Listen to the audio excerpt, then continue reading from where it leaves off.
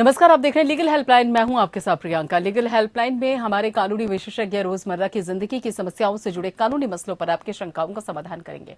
आप फोन करके कानूनी राय ले सकते हैं। आज हम फैमिली लॉ या पारिवारिक विधि के बारे में बात करेंगे। भारतीय लोकतांत्रिक परंपरा के तहत सभी नागरिकों को उनके धार्मिक और जातिगत रीति रिवाजों और परंपराओं के अनुसार अपने व्यक्तिगत मामलों को नियमित करने की आजादी दी गई है।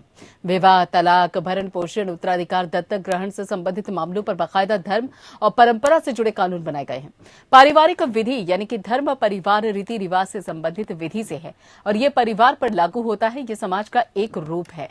पारिवारिक न्यायालय में विवाह आता है। विवाह संबंधी सभी बातें इसमें आती हैं, जैसे विवाह करना, तलाक लेना, बच्चा गोद लेना, बच्चों को हिस्सा देना और बच्चों का संरक्षण आदि सभी इस नियम में आते हैं। यदि परिवार का कोई सदस्य की मौत हो जाती है तो संपत्ति कैसे बटेगी, कितना हिस्सा होगा, किसको कितना हिस्सा मिलेगा, ये सब पारिवारिक विधि के अंतर्गत ही आता है। सभी के पारिवारिक विधि अलग अलग होती है और सभी धर्म के पारिवारिक विधि अलग अलग होते हैं और इसका निपटारा पारिवारिक न्यायालय में होता है। तो ये थी फैमिली लॉ से जुड़ी हुई बुनियादी जानकारी। ज्यादा जानकारी देने के लिए, सलाह देने के लिए हमारे साथ हैं कानूनी विशेषज्ञ सागर सक्सेना जी। आप फैमिली लॉ से जुड़े हुए तमाम कानूनी पहलुओं की जानकारी देंगे और साथ ही बहुत बहुत स्वागत है सर आपका, सागर जी, इस कार्यक्रम में, लीगल हेल्पलाइन कार्यक्रम में। लेकिन इससे पहले कि आपसे सवालों की शुरुआत की जाए, अगर आपके जहन में भी कोई सवाल है तो बाकायदा फोन करके कानूनी राय ले सकते हैं। हमारा फोन नंबर है 7065013841, 8377009636। दोनों में से किसी भी नंबर को डायल कीजिए और आप यहां पर पारिवारिक कानून से संबंधित अगर कोई भी सवाल आपके जहन में है तो आप उससे संबंधित जानकारी ले सकते हैं। जी हाँ, सागर जी हमारे साथ जुड़े हुए हैं, जो कि अधिवक्ता भी हैं। सागर जी, सबसे पहले ये बताइए, जो पारिवारिक कानून यानी कि पारिवारिक विधि है, इसकी क्या डेफिनेशन है, क्या परिभाषा है इसकी, कैसे व्याख्या की जाए इसकी? पारिवारिक कानून या पारिवारिक विधि तो धर्म, परिवार, रीति रिवाज से संबंधित विधि से ये मायने रखता है, ताल्लुक रखता है। ये परिवार पर लागू होता है और जैसा हम लोगों को पता है कि परिवार जो है समाज का एक रूप है। समाज का निर्माण परिवार से ही होता है और यहीं से संस्कार इत्यादि प्राप्त होते हैं। तो पारिवारिक कानून, पारिवारिक विधि या सिंपल लैंग्वेज में इंग्लिश में फैमिली लॉ कहें तो ये फैमिली लॉ से रिलेटेड है, जो कि कई सारी चीजों को डील करता है। जैसा आपने शुरू में भी कहा, जैसे विवाह हो गया, तलाक हो गया, बच्चा गोद लेना, बच्चे को हिस्सा देना, बच्चों को संरक्षण आदि सारी चीजें इसमें आती। और हर धर्म, हर समाज पा सकते हैं फैमिली कोर्ट में जाकर के पारिवारिक कानून के तहत। जी बिल्कुल। और यहाँ अगर फैमिली लॉ या परिवार से जुड़े कानून क्या धार्मिक ग्रंथों पर आधारित होते हैं, और अगर हाँ तो फिर क्यों? बिल्कुल बिल्कुल बिल्कुल। हिंदू, अगर एक छोटा सा एग्जांपल लें हम, तो जो हमारे वेद हैं, वेद इत्यादि, तो हिंदू समाज में जो हमारे पारिवारिक कानून है, पारिवारिक विधि है, उसमें आप देखेंगे श्रुति जो सुनने से आता है, जैसे वेद है, वेदों के उच्चारण से। उसके बाद हो गया स्मृति, जो कि मेमोरी से रिलेटेड हो गया, generation to generation pass on हुआ, जैसे मनुस्मृति हो गया, पराशर हो गया। उसके बाद अगर आप देखें तो डाइजेस्ट और कमेंट्री, जो कि 7वीं शताब्दी से लेकर के 19वीं शताब्दी तक चला। तो डेफिनेटली ये हमारे धार्मिक ग्रंथों पर आधारित हैं। और एक बड़ी इंटरेस्टिंग बात मैं आपको बताता हूँ, हिंदू धर्म में डाइवोर्स या तलाक का कोई आप जिक्र नहीं देखेंगे। हमारे पुराने जो वैदिक काल के या ऋग्वैदिक काल के जो भी स्रोत हैं, जो भी वेद है, पुराण है, ये जो डाइवोर्स का सिस्टम आया है ये ब्रिटिश के बाद आया है। और as a matter of fact अगर आप देखें तो हिंदू मैरिज एक्ट जो आया है वो 1955 में आया है, मतलब कि आजादी के 8 साल बाद आया है जी। तो बिल्कुल धार्मिक ग्रंथों पर आधारित है और धार्मिक ग्रंथ का बहुत बहुमूल्य योगदान है सारी चीजों में। जहां तक शादी हो गई, बच्चों का नामकरण हो गया, बच्चों का गोद लेना हो गया, बच्चों को संपत्ति देने के मुतालिक बात हो गई, तो बिल्कुल धार्मिक ग्रंथों पे आधारित है। डाइवोर्स मैंने अलग इसीलिए किया क्योंकि डाइवोर्स का प्रोविजन आप नहीं देखेंगी किसी भी हमारे हिंदू धर्म के धार्मिक किताबों में। हालांकि दूसरे धर्मों में है ये प्रावधान, हाँ। लेकिन हिंदू धर्मों में नहीं था, हिंदी धर्म में। जी प्रियंका जी, यानी कि अगर देखा जाए तो हिंदू धर्म में बाकायदा जो डाइवोर्स का एक शब्द है वो इस्तेमाल नहीं किया जाता है। तो सागर सक्सेना जी, ये जो फैमिली कोर्ट में आखिर किस तरीके के मामले लाए जा सकते हैं, किस तरीके के मसलों को लेकर चर्चा होती है फैमिली कोर्ट्स में? जी प्रियंका जी, फैमिली कोर्ट में फैमिली से रिलेटेड मैटर्स जैसे डिसोल्यूशन ऑफ मैरिज जिसको बोलते हैं, तलाक बोलते हैं, डाइवोर्स बोलते हैं, वो ला सकते हैं हम। उसमें कई चीजें हैं, जैसे मान लीजिए मानसिक शारीरिक क्रूरता हुई, उसके तहत आप ला सकते हैं। फिर बहुत सारी चीजें हैं जैसे कि एडल्ट्री इज ऑल्सो प्रोविजन, कि अगर कोई भी पार्टनर जो है वो चीटिंग करता हुआ पकड़ा गया इत्यादि। कोई इनक्यूरेबल डिजीज है, कोई धर्म अपना चेंज कर लेता है शादी के बाद, तो डिसोल्यूशन ऑफ मैरिज या डाइवोर्स के कई सारे ग्राउंड्स हैं जिनमें ये सारे हैं जो मैंने आपको बताए। उसके अलावा बच्चों की कस्टडी से रिलेटेड है, जैसे मान लीजिए शादीशुदा दंपत्ति में डिफरेंस है, मेंटल डिफरेंसेस हो गए, दोनों अलग रहने लगे, माँ जो है बच्चे को मिलने नहीं दे रही है फादर से, तो फादर एक कस्टडी पिटीशन डाल सकता है कि भाई मुझे बच्चे से मिलने दिया जाए और अल्टीमेटली मुझे बच्चे की कस्टडी दी जाए। कस्टडी में भी जो कानून है बहुत क्लियर है कि बच्चे का ग्रोथ कहाँ पे ज्यादा अच्छा होगा, माँ के साथ अच्छा होगा या बाप के साथ अच्छा होगा, कौन इसको अच्छा माहौल देगा। हालांकि मोस्ट ऑफ द केसेस में जो हम देखते हैं सुप्रीम कोर्ट का जो रुख रहा है वो नॉर्मली माँ को कस्टडी देते हैं, और अगर बच्चा 5 साल से कम का है फिर तो माँ को ही मिलता है, अनटिल की मदर मेंटली डिस्टर्ब्ड हो या कोई और उनके साथ प्रॉब्लम हो। उसके अलावा सिक्योरिटी ऑर्डर्स, जैसे मान लीजिए पति है जो पत्नी को मार रहा है, पीट रहा है, परेशान कर रहा है, जिसको डोमेस्टिक वायलेंस भी हम लोग बोलते हैं, और जिसके लिए एक अलग प्रोविजन भी है डोमेस्टिक वायलेंस का। लेकिन फैमिली कोड के तहत भी सेक्शन 26 है जो कि डोमेस्टिक वायलेंस के तहत देता है। इसके अलावा भरण पोषण, मेंटेनेंस, जैसे मान लीजिए कोई फीमेल है जो कमाती नहीं है, जिनके कमाई का जरिया नहीं है, और पति जो है उनका भरण पोषण नहीं कर रहा है, तो वो मेंटेनेंस के लिए भी फैमिली कोर्ट में जा सकती है। उसके अलावा प्रॉपर्टी डिस्प्यूट मान लीजिए है कि पति और पत्नी दोनों ने मिल करके कोई प्रॉपर्टी खरीदी और उसमें बाद में डिस्प्यूट हो गया, पति जो है पत्नी को नहीं दे रहा है या वाइस वर्सा, तो पत्नी जा सकती है फैमिली कोर्ट, जा करके पिटीशन दाखिल कर सकती हैं और कह सकती हैं जज साहब को कि जज साहब ये प्रॉपर्टी जो है इसमें मेरा भी मेहनत का पैसा लगा हुआ है, देयरफॉर मुझे भी इस प्रॉपर्टी में हिस्सा मिलना चाहिए। यानी कि इस तरीके के जो मसले होते हैं वो बाकायदा कोर्ट में चर्चा की जा सकती है, फैमिली कोर्ट में। यहाँ पे विजय मोहन जी हमारे साथ जुड़ गए हैं, सागर जी पंजाब से। विजय मोहन जी पूछिए अपना सवाल जरा। हेलो जी, आपकी आवाज मिल रही है, सवाल पूछिए। हेलो विजय मोहन जी, आपकी आवाज मिल रही है, सवाल पूछिए।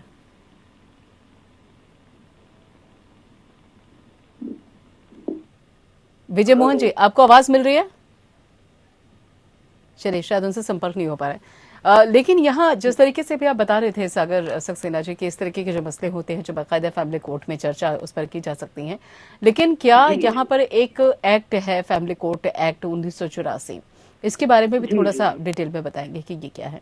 बिल्कुल बिल्कुल बिल्कुल। फैमिली कोर्ट एक्ट जो है वो बेसिकली 1984 का है, और इसकी जरूरत इसीलिए महसूस की गई क्योंकि समाज जैसे जैसे आगे बढ़ रहा था, डेवलपमेंट, तरक्की, सारी चीजें हो रही थी, और जिस तरह से हम लोग अपने राइट्स के प्रति जागरूक हो रहे थे। ठीक है सागर जी, इससे पहले कि आप अपना जवाब बढ़ाएं, यहाँ पे विजय मोहन जी एक बार और हमारे साथ जुड़ गए, एक बार उनका सवाल सुन लेते हैं, उनके सवाल का जवाब दे दीजिए, फिर इस सवाल का जवाब दीजिएगा।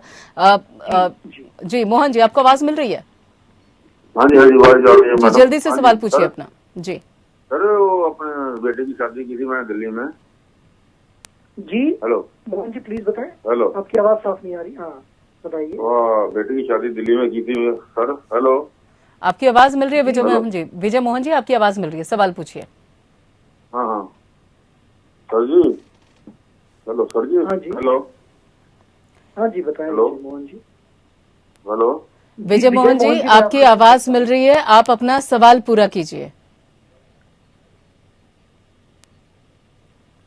चलिए, यहाँ पे शायद उनसे संपर्क नहीं हो पा रहा है। ठीक है, सागर जी आप अपना प्रियंका जी का सवाल ले लें इनसे, मैं जवाब दे दूंगा। जी, कोई नहीं, मैं अभी इनसे संपर्क नहीं हो पा रहा है। फिलहाल आप बताइए, वो एक्ट के बारे में आप जिक्र कर रहे थे। जी, 1984 में फैमिली कोर्ट एक्ट बना है और ये लॉ फील किया जा रहा था, लेजिस्लेचर ने, पार्लियामेंट ने फील किया कि एक स्पेशल एक्ट बनाने की जरूरत है, फैमिली कोर्ट एक्ट, क्योंकि पारिवारिक मसले जो है वो बढ़ते जा रहे थे, प्रॉब्लम्स बहुत ज्यादा हो रही थी, स्पेशली जो हमारी विमेन है, विमेन फोक, उनको प्रॉब्लम ज्यादा हो रहा था। तो फैमिली कोर्ट एक्ट बना और मुख्यतः जो इसमें इम्पोर्टेंट सेक्शंस हैं, जैसे सेक्शन 3 है जो कि एम्पावर करता है स्टेट गवर्नमेंट को कि हाई कोर्ट से कंसल्टेशन करके, विचार विमर्श करके वो फैमिली कोर्ट हर एरिया में स्टैब्लिश कर सकते हैं जहां की आबादी 10 लाख से ज्यादा है, या जहां पर राज्य सरकार को लगे कि यहाँ जरूरी है फैमिली कोर्ट बनाना, वो कर सकते हैं। फिर सेक्शन 4 है जो कि बहुत इंपॉर्टेंट है, वो कहता है कि स्टेट गवर्नमेंट के पास पावर है जो कि फैमिली कोर्ट के जज को बना सकते हैं। इनको कहते हैं हम प्रिंसिपल जज, जो कि मुख्य न्यायाधीश होते हैं फैमिली कोर्ट के, और इनके अंदर आते हैं एडिशनल प्रिंसिपल जजेस जो कि कई होते हैं। और मुख्य काम होता है प्रिंसिपल जज का कि वो जितने केसेस आते हैं वो डिस्ट्रीब्यूट करते हैं इसमें से एडिशनल प्रिंसिपल जज को, और उसके बाद प्रिंसिपल जज, एडिशनल प्रिंसिपल जज जो होते हैं वो केसेस को डील करते हैं, दोनों पार्टी की जिरह सुनते हैं, गवाही करवाते हैं, और उसके बाद अपना जो फैसला होता है वो देते हैं।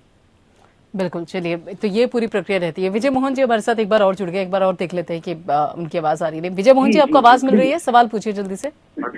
मेरा बेटे की शादी की थी दिल्ली में, उसके ससुर ने हमारा साथ किया मेरी बेटी के साथ। आपने बेटी की शादी की थी दिल्ली में? जी जी हाँ। फिर हेलो जी, आवाज मिल रही है आपकी विजय मोहन जी, आप सवाल पूरा कीजिए अपना। मेरी बेटी की से उसके ससुर ने बहुत गलत ठीक है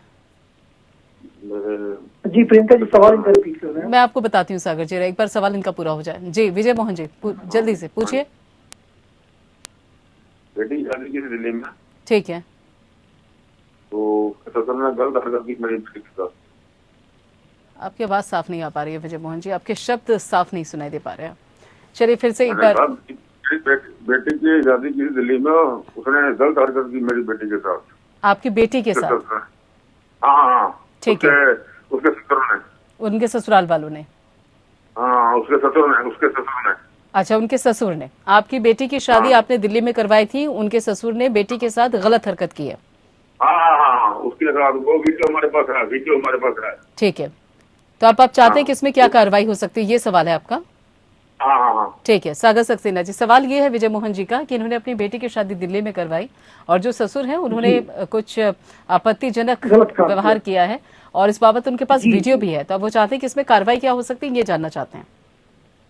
जी, इसमें विजय मोहन जी 2 तरीके से हम कार्रवाई कर सकते हैं।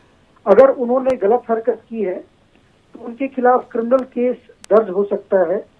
जो नियरेस्ट थाना है जहां पे वो रहती हैं, वहां पर एक रिटन कंप्लेंट वो देंगी कि मेरी शादी इस समय हुई थी, इनके साथ हुई थी, और शादी के बाद मेरे ससुर ने मेरे साथ इस समय ये गलत हरकत किया है। सो पुलिस इसमें उचित कार्रवाई करे इनके खिलाफ। अगर पुलिस एफआईआर दर्ज नहीं करती है इसमें, क्योंकि ये केस बनता है outraging the modesty of a woman, section 354 IPC.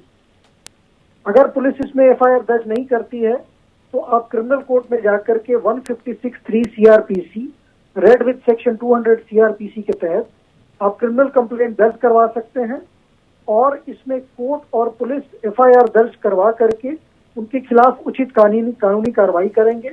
इसके अलावा आपकी बिटिया के पास एक और रेमेडी है, और वो रेमेडी ये है कि she can file for divorce, क्योंकि this is a ground of cruelty, जहां पर ससुर ने गलत हरकत किया है और पति ने कुछ नहीं कहा है, तो ये मानसिक क्रूरता का भी एक एग्जाम्पल है। बिल्कुल, यानी कि दो रास्ते हो सकते हैं जिसके चलते बाकायदा विजय मोहन जी कार्रवाई कर सकते हैं। जी लीगल हेल्पलाइन में आज हम बात कर रहे हैं फैमिली कोर्ट को लेकर। सागर सक्सेना जी हमारे साथ जुड़े हुए हैं, जो कि हमारे खास मेहमान हैं। सागर जी, ये जो क्या फैमिली कोर्ट की कार्रवाई में भारतीय साक्ष्य अधिनियम 1872 का लागू होता है क्या, इस बारे में भी कुछ बताएं। जी जी, बहुत अच्छा सवाल आपने पूछा।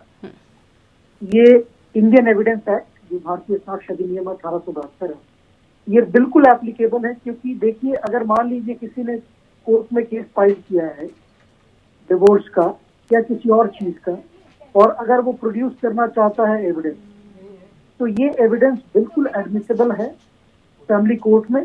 हाँ, एक चीज जरूर है कि जो प्रिंसिपल जज हैं या एडिशनल प्रिंसिपल जज है, वो क्रॉस एग्जामिनेशन वगैरह को मॉडरेट कर सकते हैं अपने हिसाब से। वो क्वेश्चंस को कर्टेल कर सकते हैं, और क्वेश्चंस अगर ज्यादा पूछे जा रहे हैं तो उसको रोका जा सकता है। क्वेश्चंस वो अपने हिसाब से रेगुलेट कर सकते हैं। बिल्कुल। और ये फैमिली कोर्ट में जो एंटी सूट इंजेक्शन होता है, ये क्या होता है और इसके साथ ही से कब लाया जा सकता है? देखिए, anti suit injunction basically family court में तब लाया जा सकता है, बहुत लिमिटेड एप्लीकेबिलिटी है इसकी। मान लीजिए अगर किसी ने एक केस किया है फैमिली कोर्ट में, और अगर दूसरे पार्टी को लगता है कि नहीं भाई वो सेम कॉज ऑफ एक्शन पर और कोई केस दायर कर सकता है, तो उसको रोकने के लिए ये एंटी सूट इंजंक्शन लाया जा सकता है, और कोर्ट उस पर ऑर्डर कर सकती है कि भाई ठीक है, सेम कॉज ऑफ एक्शन पर ये दूसरा केस नहीं फाइल कर सकते हैं। ये करके कोर्ट ऑर्डर पास कर सकती है। जी ठीक है। मुंबई से हमारे साथ एक महिला जुड़ गई, हमारी दर्शक, एक बार उनका सवाल सुन लेते हैं। जी पूछिए अपना सवाल। जी, आपको आवाज मिल रही है? सवाल पूछिए अपना। हाँ जी।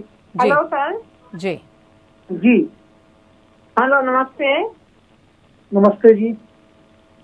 हाँ देखिए, मैं एक जानकारी आपसे लेना चाहती हूँ। मैं आपका प्रोग्राम देख रही थी।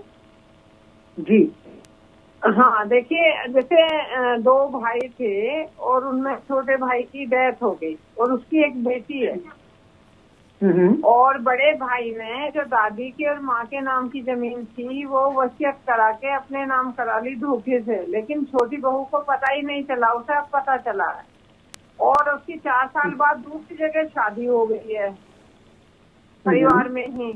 तो उसकी बेटी का जो उसका हक है वो उसे प्रॉपर नहीं मिल पा रहा। दादी और परदादी के हिस्से की जमीन उसके ताऊ ने अपने नाम कर दी। हेलो जी जी जी, मैं सुन रहा हूँ। मुझे आवाज नहीं आ रही। ठीक है। सागर सक्सेना जी अब वो जवाब चाहती हैं कि इसमें क्या हो सकता है। जब ताऊ ने, जो बड़े उनके ताऊ हैं, उन्होंने सारी जमीन अपने नाम कर ली है, तो जो लड़की की बेटी है, जो लड़का छोटा लड़का है जो उसकी बेटी है, उसके लिए अब कुछ है या नहीं, कुछ कर सकते हैं या नहीं? नहीं, बिल्कुल बिल्कुल कर सकते हैं वो। क्योंकि देखिए, as per Indian succession act और हिंदू सक्सेशन एक्ट, ये दे आर एंटाइटल्ड। जो वो छोटी बच्ची है वो अपना अधिकार बिल्कुल पा सकती है, प्राप्त कर सकती है। वो उसको कोर्ट में केस इंस्टीट्यूट करना होगा कि ये मेरी फैमिली प्रॉपर्टी थी, एंसेस्ट्रल प्रॉपर्टी थी, और इसको गलत तरीके से मुझे वंचित कर दिया गया है, और इन्होंने गलत तरीके से अपने पास ले लिया है। बिल्कुल, यानी तो कि अगर देखा पास जी कानूनी दरवाजा खुला हुआ है, उस बाबत वो प्रक्रिया शुरू कर सकते हैं। कांक्षा हमारे साथ रायपुर से जुड़ी है। कांक्षा, सवाल पूछिए जल्दी से। मैम, एक्चुअली मुझे ये जानना था सर से कि हमारे जो फादर हैं वो आर्मी में थे पहले, लेकिन अब वो हम लोगों के साथ नहीं रहते। मतलब डाइवोर्स नहीं हुआ है, लेकिन हमारे साथ में नहीं रहते हैं। लेकिन वो कुछ भी हम लोगों की आर्थिक सहायता नहीं करते हैं। तो यही पूछना था कि उसके लिए कैसे कर सकते हैं। और हम लोग 3 सिस्टर हैं, बड़ी बहन की शादी हो गई है, एक मैं हूँ और एक मेरी छोटी बहन भी है। और पापा को पेंशन जो मिलती है वो पूरी तरह से पापा ही यूज कर रहे हैं। तो उसके लिए हम लोग कहाँ पे जा सकते हैं? ठीक है, इनके पापा आर्मी में हैं, लेकिन वो किसी तरीके की आर्थिक मदद नहीं कर पा रहे वो अपनी फैमिली के, और ये भी है इनकी छोटी सिस्टर भी हैं। तो ये चाहती है कि क्या इस संबंध में कुछ हो सकता है कि जिसके चलते उन्हें आर्थिक मदद अपने पापा से मिल सके। उनको पेंशन में मिलती है, लेकिन सारी पेंशन वो अपने पास ही रखते हैं। जी जी, मैं ये जानना चाहता हूँ, क्या ये लोग दोनों मेजर हैं, दोनों सिस्टर्स, या माइनर्स हैं? जी, आप दोनों मेजर हैं या माइनर हैं? सर, जॉब कर रही हूँ मैं अभी। जॉब कर रही हैं? एक छोटी जब आप जॉब कर रही हैं तो फिर आप देखिए, मेंटेनेंस का सवाल कब होता है, जब आप अर्न नहीं कर रहे हैं और तब आपके पास भरण पोषण के लिए पैसे नहीं है, फिर आप अपने फादर से या हस्बैंड से उनसे आप डिमांड कर सकते हैं। लेकिन जब आप हस्बैंड नहीं, खुद वो उनके earning पापा हैं जो आर्मी में है, रिटायर हो पापा चुके हैं। हैं। हाँ। तो जब ये खुद जॉब कर रही हैं तो इनको मिलना मुश्किल है उनसे कंपनसेशन या मेंटेनेंस या जो भी कहें। ठीक है, चलिए ठीक है। बहुत बहुत शुक्रिया सागर सक्सेना जी हमसे जुड़ने के लिए और ये सारी महत्वपूर्ण जानकारी देने के लिए। उम्मीद है कि जो दर्शक हमारे साथ जुड़े उनको भी समस्याओं का समाधान मिला होगा और उनको भी कुछ रास्ते यहाँ पे समझ में आए होंगे कि क्या बाबत वो कर सकते हैं अपनी समस्याओं के। फिलहाल इतना ही और बाकी खबरों के लिए आप जुड़े रहिए पिन के साथ।